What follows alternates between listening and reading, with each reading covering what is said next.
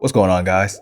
It's Pride here, and in today's video we're going to be talking about Naruto's strongest jutsu. And thanks to Boruto's chapter 77, we're going to be talking about the weakness to said jutsu. You see, this theory has been circulating for a long time, but thanks to the addition of this latest chapter, we actually have the evidence that we need to make this theory as sound as possible. And it's all thanks to the last moments of Boruto chapter 77, where Kawaki confronts Naruto, and Naruto attempts to use his Talk no Jutsu.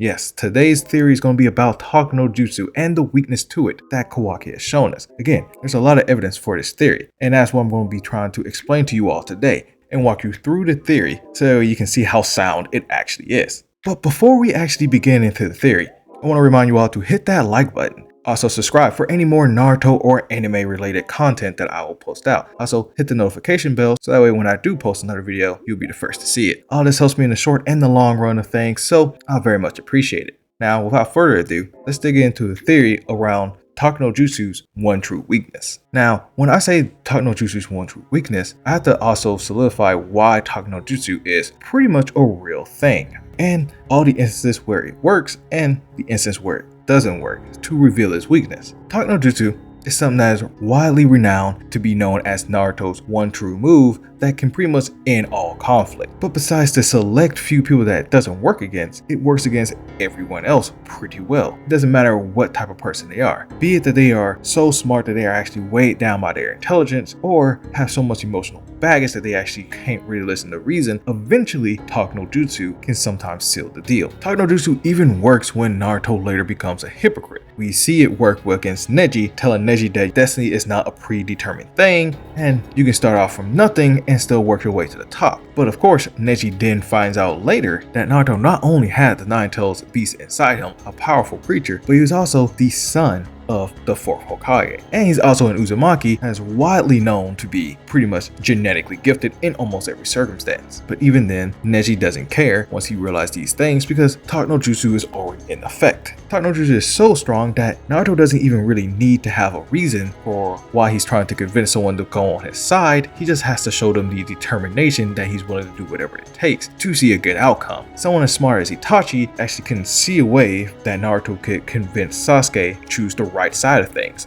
But Naruto's determination was really all it took for Itachi to relent and actually side with Naruto. So like I said, Talk no Jutsu works against everybody besides a select few. And when you look at the people that it doesn't work against, there's actually a common factor that they all share, including Kawaki. And the thing that separates Kawaki from everybody else is the fact that Kawaki is now an Otsutsuki member. Kawaki is no longer just human. He is, at least by the genetic markers out there, fully an Otsutsuki member. And mind control stuff actually will not work against him. We actually see this with Ada. She has the ability to charm everybody around her besides her siblings and Otsutsuki members, which Boruto and Kawaki now are. But Kawaki is not the only person that is immune to this effect. You see, the first person who actually used Talk no Jutsu is not Naruto. It is in fact Asura Otsutsuki. You see, Asura Otsutsuki is mostly human, but he has a good amount of Otsutsuki DNA still in him. His dad, Hagoromo, was half Otsutsuki, half human, and his grandma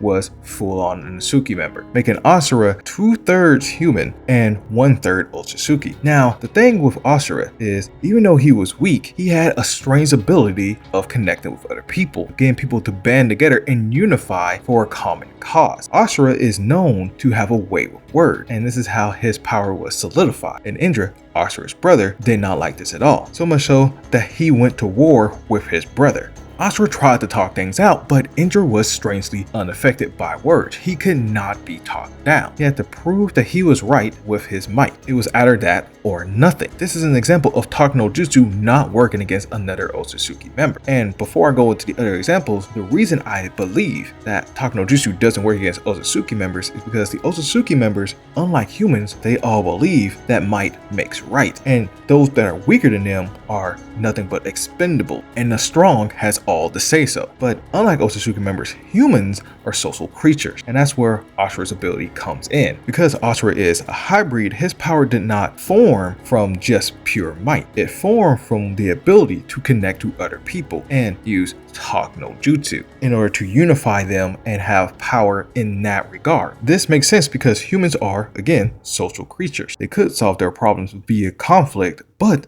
a lot of them would like to communicate and talk things out. And this is where Asura's power stems from. But if this is not enough reason for you, then we see the same thing happen with Hashrama and Madara, who are coincidentally reincarnations of Asura and Indra. Hashrama tried to talk Madara down by peaceful communications, but Madara was not having any of them. However, as the war went on, the rest of Madara's clan, the Uchiha clan, was actually starting to listen to the words of Hashrama and was actually slowly conforming to what Hashrama was saying, completely agreeing that Hashrama was in the right. And I believe the reason that Talk no Jutsu worked for the rest of the Uchihas and not Madara, because again, Madara is more Otsutsuki than the rest of the Uchihas. Yes, they share some blood, but at this point in time, the blood is so diluted that it actually doesn't have any sway. But Hashrama has Asura's spirit, so that's why he has Talk no Jutsu. And because Madara has Indra's spirit, he has the passive ability to nullify the effects of Talk no Jutsu. Even when Madara for the first time was on his back against fighting Hashrama, Hashrama tried one more time to talk it out, and Madara again refused to hear anything about it. It wasn't until that Hashrama decided to, instead of use words, display action. See, this is what Otsutsuki members respond to. They respond to action. They do not respond to word. You have to show your conviction through power in order to win the heart of an Otsutsuki member, or not even win the heart of an Otsutsuki member, but to have them at least stand down. And at that point, that is where Madara relented. But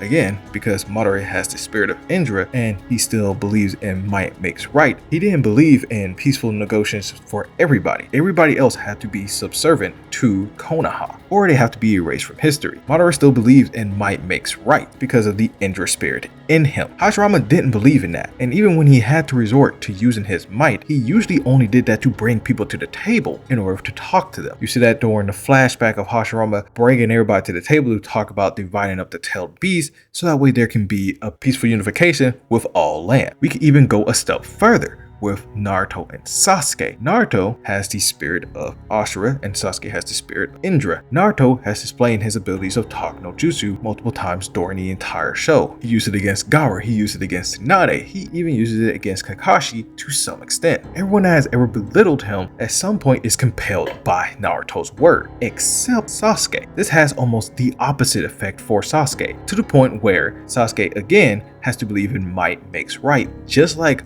Madara and just like Indra. Sasuke has the innate ability to not only nullify Talk no Jutsu, but to have the opposite response when Talk no Jutsu is being used against him.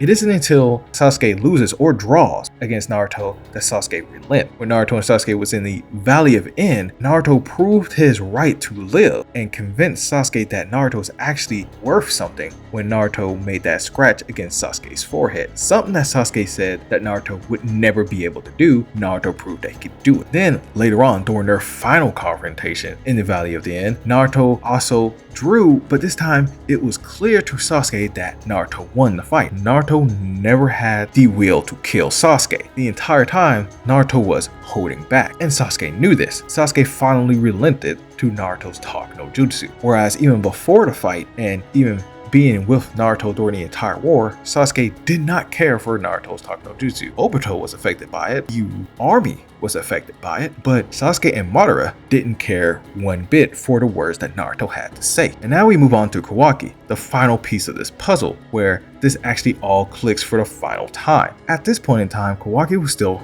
human when he had a deep admiration for Naruto, and he listened to everything that Naruto said and suggested. But the second that Kawaki became an Otsutsuki member, strength meant everything. He even says in the last chapter 77 that Naruto doesn't have the strength, even though he still pretty much worships Naruto. Naruto is no longer strong enough to command Kawaki to do anything that Naruto wants. So Kawaki is going to do what he thinks is best with his own power. Kawaki even says so himself that he is not insane. He is in his right frame of mind. But at the same time, this is the mindset of an Otsutsuki member. And even though Naruto tries again to try to sway him, Kawaki is only more reinforcing the fact that he has to seal away Naruto. Because if the effect doesn't work against Kawaki, why would it work against Boruto, who is also an Otsutsuki member? And Kawaki knows that he has to get rid of all Otsutsukis. Maybe Kawaki knows that no matter how strong Naruto is, or how great this Talk no Jutsu power is, the one race that it will never work against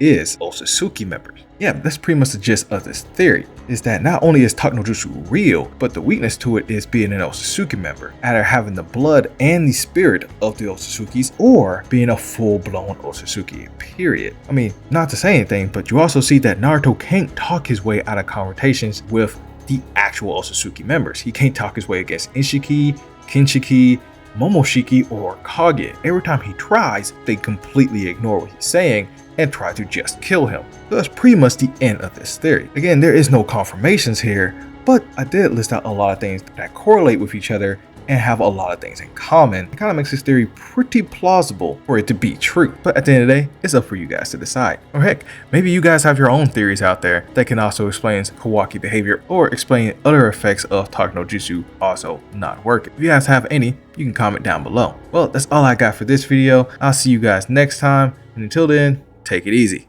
Breeze.